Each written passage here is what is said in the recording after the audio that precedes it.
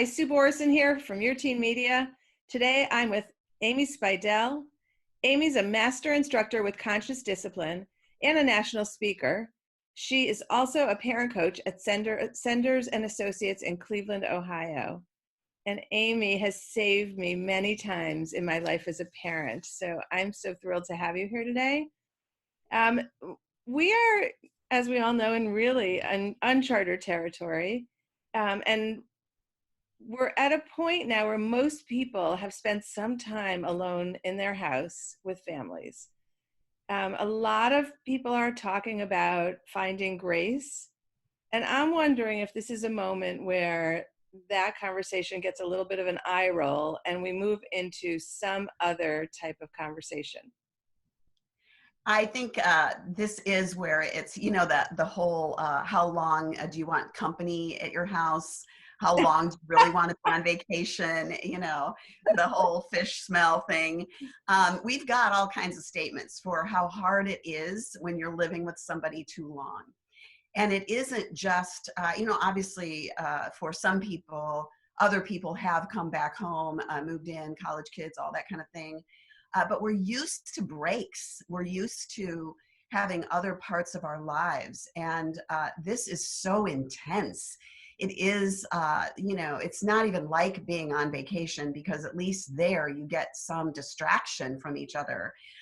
It is the four walls closing in kind of scenario. So no wonder it's become a little bit more challenging, not only to see the grace, but to think, really seriously, these are the people that I chose to live my life with. I think my kids are feeling that way. Yeah. There was somebody who posted a really funny meme about a man who said to his wife, I'm just so glad that if I have to be quarantined, I get to be quarantined with you, with somebody that I love. And she said, well, yay for you. It didn't work out so well for me. It's the. Oh my God, the memes. Yeah.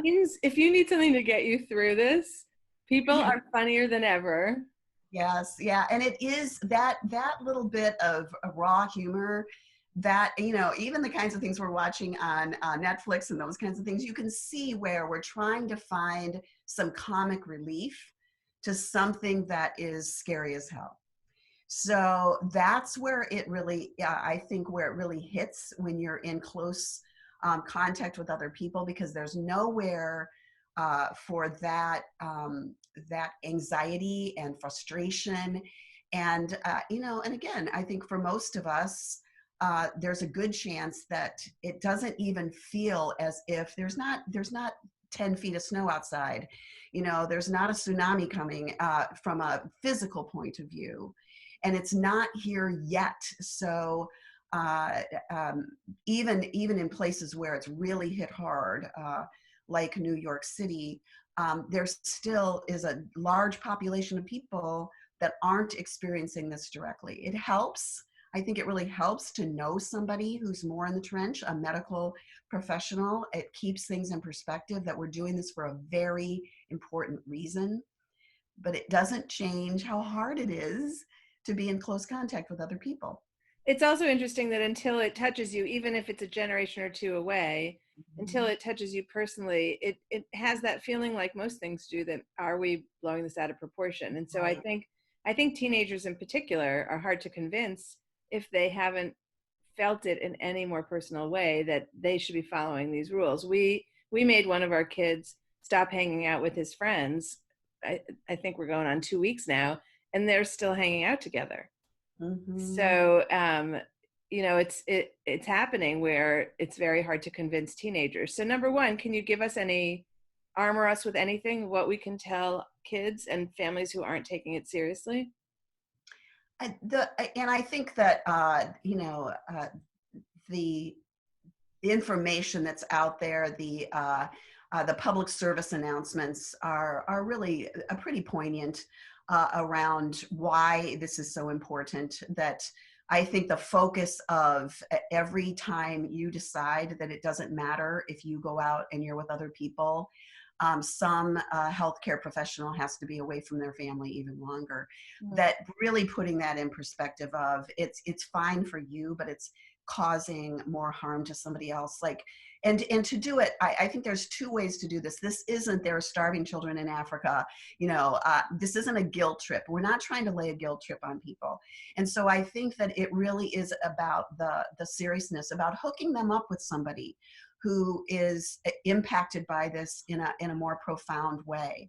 So if you've got teenagers or even our college kids who just, it just doesn't seem like they're, they're at that point in their life where they're supposed to take risks anyway. So facing this virus is like being that, that invincible kind of person, right? So they want that. But if they can see that they're being strong for somebody who isn't able to make a different choice, who has to go out. Like even when we try to limit how many times we go to the grocery store, to make sure that it's really necessary, not because we might be exposing ourselves, but because everybody we walk past in that store, we're exposing everybody that has to be there. We're intruding on their safety. Does that Mm. kind of make sense? So That, giving them some view of this is really when it's important to say we are all in this together. And I loved the analogy that somebody used of if you had glitter on your fingers and everything you touch, it just leaves a little bit of glitter. You may wash your hands and get it off, but how many things have you touched before you've actually relinquished that for your own hands? and for So mothers of teenagers, you once had little children and you know how much you hate glitter. So that, yes, yeah, exactly. Glitter's a great comparison because it goes everywhere and it shows up everywhere, even when you thought you got rid of all of it. So, so I do think that it's about having in all of this frustration. What tends to happen when we get frustrated and anxious and even scared is that we look irritated and angry instead of scared. And so important to back that train up and be curious about, am I really angry about what they're saying or doing right now? Or am I just anxious about where we're going with all of this? so how do we help our teenagers with that? I mean, I think both parents and kids are feeling this. So it's this kind of recipe for disaster right now. Are there any tools that we can use in our marriage and with our kids to take the moments that you're saying are likely fear and anxiety, but are ending up being more interpersonal? Yeah, I think that part of it is having a game plan before that even starts. So going into whatever week of isolation this is for any particular family, it really is important to just sit down and say, this is not going away tomorrow. This is not, we're going to pack up any day now and go back to our regular life. We're going to be in this for a while. So this is the new normal, and this is not a sprint. This is a marathon. So we're going to have to figure out how to take care of ourselves as this community right now. And in some ways, it would be hard to be quarantined all by yourself, but at least you get to decide when you want to reach out and connect with somebody, right? So this isn't a choice. Once you've hunkered down, you're in this together. So the best game plan that I think we have is to know when to do a timeout, know when to say, wait a minute, this isn't the best of who we can be in this moment right now. So we're just going to take 5, go to our corners, whatever it is that we need to do, and really be curious. So if everybody agrees, and young kids can do this, they're good at this. Like, just go be alone for a moment and be curious. And What do you want to bring back? how are teenagers when someone like if I were to say to my teenagers, okay, time out, everyone take a break, they look at me like, you know, You take a break. yeah, exactly. Then Yeah. you do that. So that's why you need a game plan ahead of time, because they have to invest as much as you're investing in wanting this to be something other than hell on earth for the time that we're going to be together. This is unprecedented, and I think that we have grandiose plans for it. Of like we're going to completely reorganize our lives and blah, blah, blah, all that kind of stuff. The biggest thing that we can do in this is like a a spiritual retreat at its best. Like, let's put you in the oven and see how well you bake over time. So I do think that saying to your teenagers, being really honest with them, we're going to do this thing and we're going to find out more about who we are as a family, but we get to decide how we want to emerge from this. If we want to have regrets about this, we can do that. We can just like run each other over and say things that are mean and do all that kind of stuff, and then excuse it as well, it was just hard to live with you for that time. Or we can really use it to say, how do we become more curious about who we really are on this planet? This is a microcosm that rarely in the history of human beings we've had an opportunity to do. And for most of us, we are not threatened by not having, and this isn't true for everyone, but that we have homes that we can be in, that we have food that we can eat, that we have internet, for goodness sake. I mean, we have all of the externals that keep us on that Maslow's hierarchical needs. Our bottom needs are pretty met. But how is it that then we move forward to say, how are we going to really dig in and be honest about what we need and how we're going to be with each other? So to say to your teens, I need a minute. And if they, and why don't we take 5? And they go, oh, you take 5.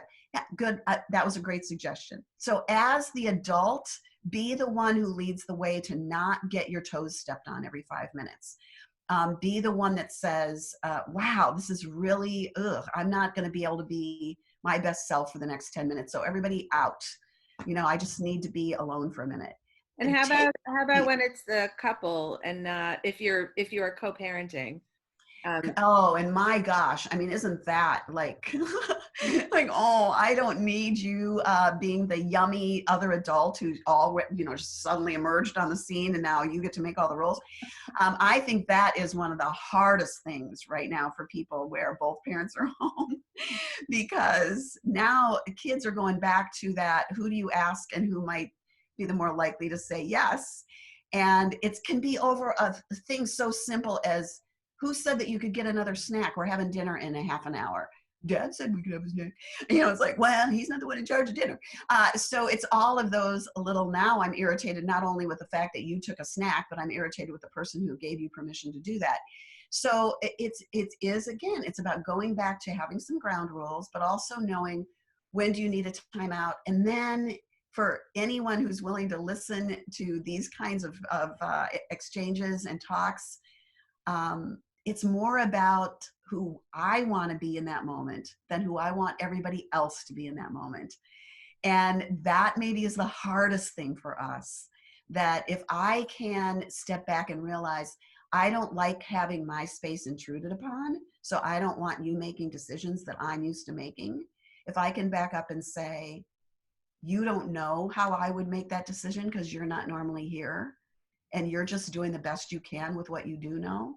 So I can be curious about that and just be gracious. We can talk about it later. I can give you the lay of the land of why I make the decisions I do, but I can't change the rest of my family. What I can change is who I want to be for the rest of my family. And that's maybe the hardest thing in this. This is not about transforming your kids so they behave. This is not about getting your spouse to be your voice box for you.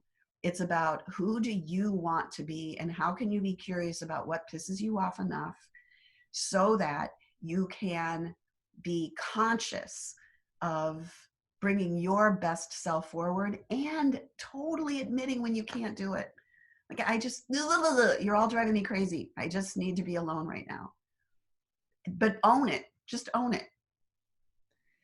Oh, Amy Speidel, you always have something so profound to say. And usually there's a little tear in my eye, which of course you did today. I just want to thank you so much because it's a different lens to look at, to think about, this is about me right now and what I can do. Because all of us would much rather have you tell us how our kids can change and our spouses can change. So that part is a little disappointing, Amy. Sorry about that. But on the other hand, we will likely never have this kind of time together as families where we can actually do what you're suggesting.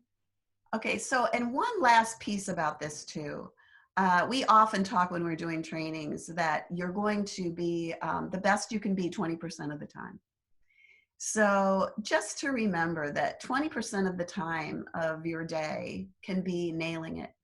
And the rest is just kind of managing through, because that 20% of the time is going to be what matters the most as each day progresses into the next day, and hold on to that. And when we do talk, and we're going to circle back to this whole idea of being grateful, grateful that we were able to have one meaningful conversation out of an entire day, that maybe we got one thing accomplished, that maybe we played one game this week, that those moments matter more than all of the irritations and the frustrations.